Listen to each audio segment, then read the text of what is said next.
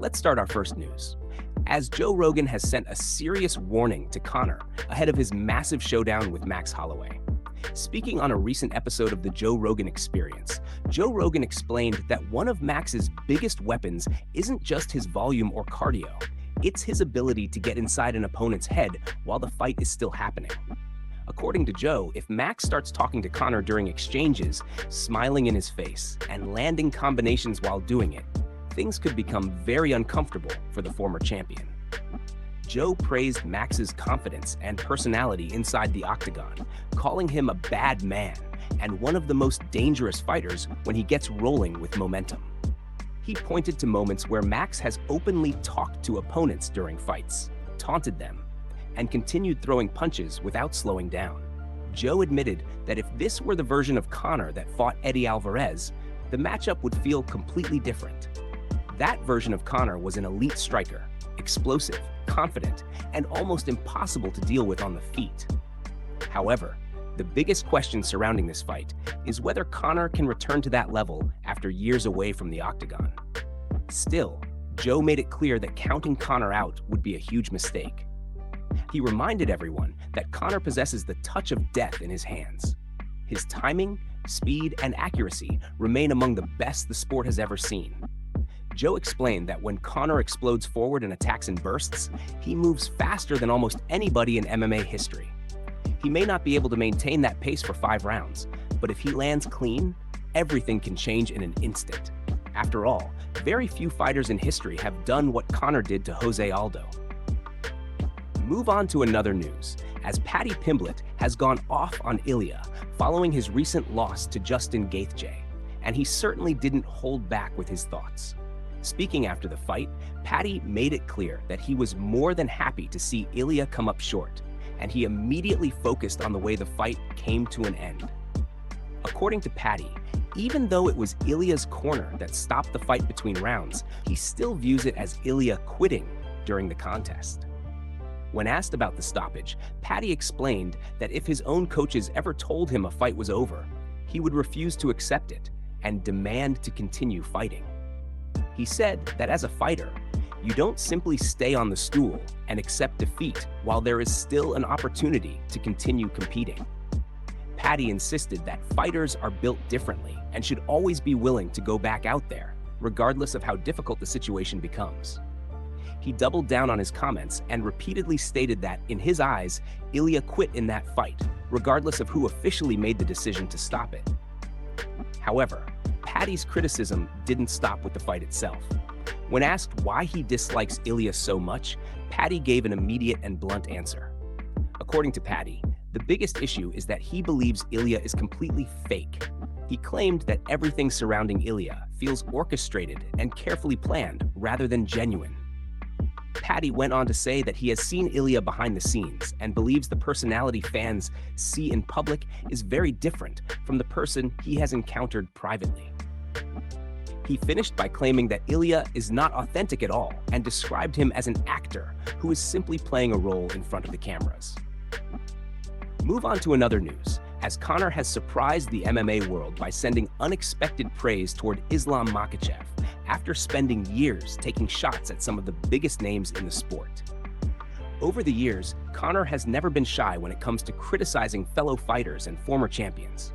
He previously claimed that Jon Jones had zero boxing ability, dismissed Anderson Silva as nothing special, and criticized Alexander Volkanovski for lacking knockout power. However, his strongest criticism has always been reserved for his longtime rival, Khabib Nurmagomedov. Conor once again made it clear that he does not rate Khabib's accomplishments as highly as many fans do. He argued that Khabib retired too early and never truly tested himself for long enough at the highest level of the sport. According to Conor, Khabib's UFC resume simply does not compare to some of the other all-time greats, and he pointed to the relatively small number of fights he had inside the promotion compared to other legends. Conor stated that Khabib only fought a limited number of top-level opponents and insisted that his legacy is often exaggerated by fans and media. He even revisited their own fight, claiming that he entered the bout under difficult circumstances after a long layoff from competition and while dealing with numerous distractions outside the cage. Conor explained that he was carrying injuries heading into the fight and referenced the broken toe he suffered before stepping into the octagon. Despite all of that criticism aimed toward Khabib, one name stood out as the exception. Conor openly praised Islam and placed him above both Khabib and Daniel Cormier on his personal all-time rankings. He credited Islam for his incredible finishing ability, his dominant performances, and his success competing across multiple weight classes against elite competition. According to Conor, one of the biggest reasons Islam deserves that respect is because he continues to remain active while still competing at the highest level of the sport. Conor emphasized that Islam is still adding to his legacy and still has more to accomplish, something he believes separates him from fighters who chose to walk away earlier than expected. He described Islam as a fighter with plenty left to achieve and encouraged him to continue building on an already remarkable career. For Conor, Islam's willingness to keep fighting and continue proving himself is what truly separates him from many of his peers and cements his place among the sport's elite. Move on to another news, as Merab's coach Ray Longo has broken down the potential matchup between Islam and Ian Garry, and he believes the challenger has a much better chance of winning than many fans realize. According to Longo, Ian's entire striking system is built around one major weapon: his elite footwork. His constant movement allows him to stay out of danger, avoid prolonged exchanges, and most importantly, prevent opponents from closing the distance easily. Longo explained that this style could create serious problems for Islam, whose game often relies on backing opponents up, forcing clinch situations, and eventually bringing the fight to the ground. If Ian can continue moving, controlling distance, and avoiding those dangerous grappling exchanges, Longo believes there is a clear path to victory for the Irish contender. However, not everyone sees the matchup playing out that way. John Jones recently shared his opinion and made it clear that he would pick Islam to win the fight because of his wrestling background and overall dominance inside the cage.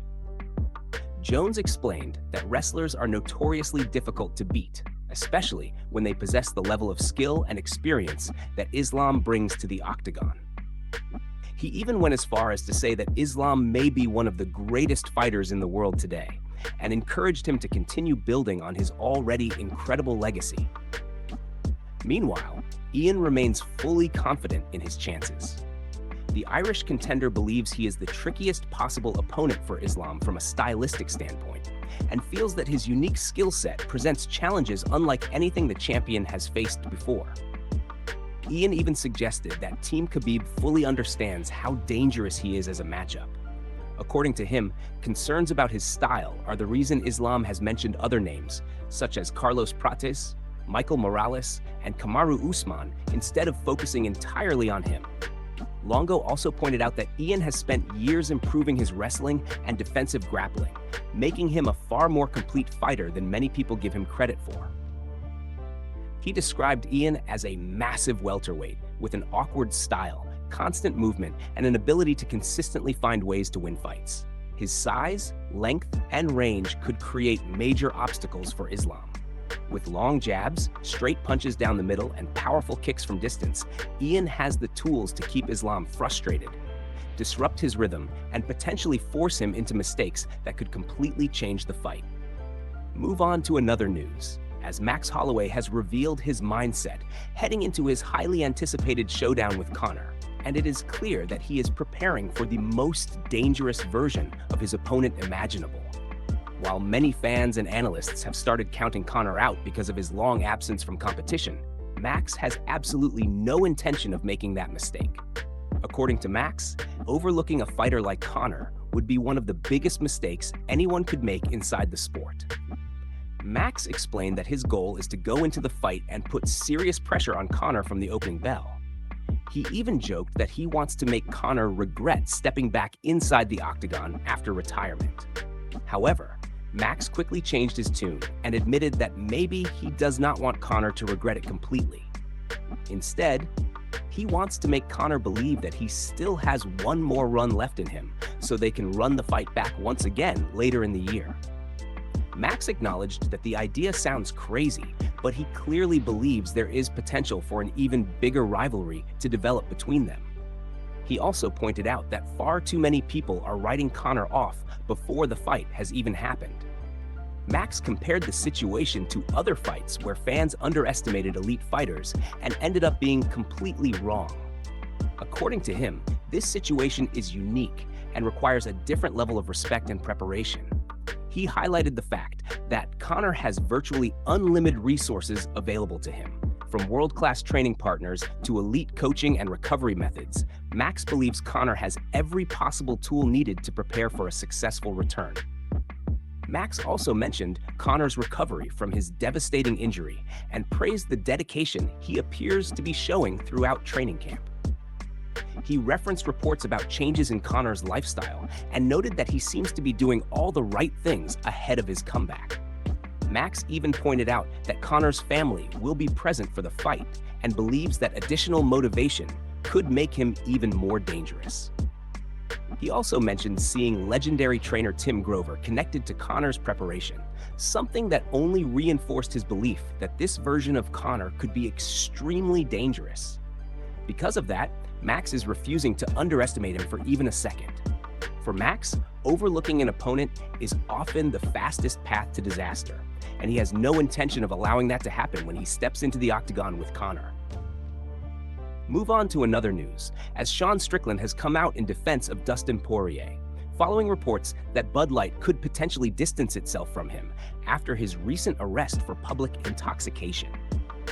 Sean explained that the situation initially made him extremely angry, but after speaking directly with Dustin and taking time to reflect, he realized that his reaction came from a much deeper and more personal place. According to Sean, alcohol has always represented something very different in his life than it does for many other people. He pointed out that while millions of Americans associate beer with celebrations, family gatherings, sports, and good memories, his own experiences were the complete opposite. Sean shared that for him, alcohol represented pain, chaos, and suffering inside his home growing up. He recalled memories of his father coming home, opening a drink, and becoming someone completely different. Sean explained that alcohol caused damage not only to his father's life, but also affected generations of his family before him. Because of those experiences, he admitted that seeing people abuse alcohol often triggers anger and frustration inside him, something he recognizes as a personal struggle he continues to work through.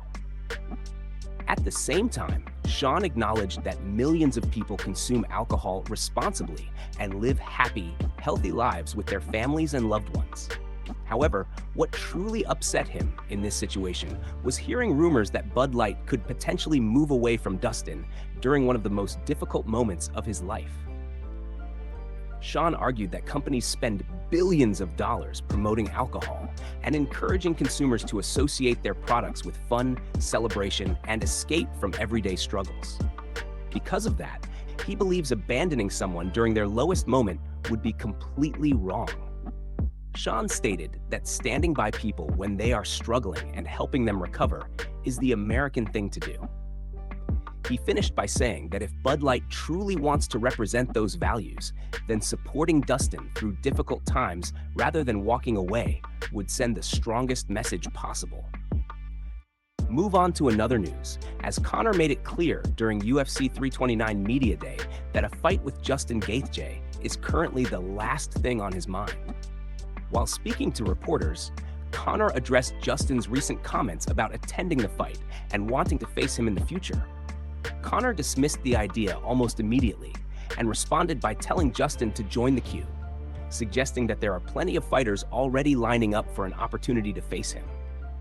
He also pointed to Justin's recent loss against Max Holloway and reminded everyone that Max left him face down in the octagon in devastating fashion.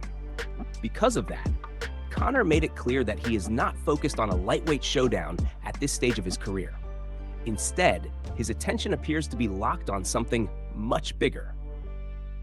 According to Conor, the opportunity to chase a third world title in a third weight division is far more appealing than returning to lightweight.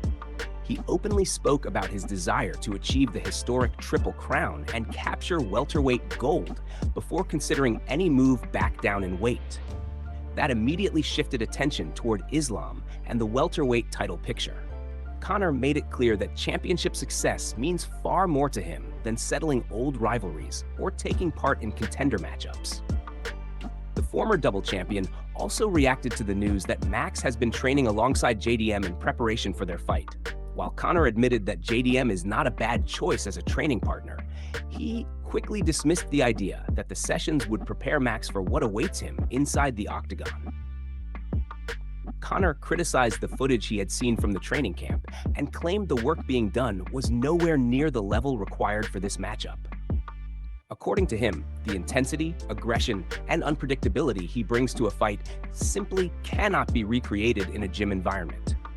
He warned that Max will be dealing with a level of ferocity and an arsenal of weapons unlike anything he can prepare for during sparring sessions. When asked whether he had experienced doubts during his long road back to competition, Conor gave an immediate answer. He stated that he has absolutely zero doubts in himself. According to Conor, doubt only exists when preparation is lacking, and he believes he has eliminated that possibility through relentless work behind closed doors. He described his training camp as meticulous, disciplined, and intentionally secretive. Conor finished by saying that very little has been revealed about his full approach and promised fans they will see the complete version of him when he finally steps back into the Octagon.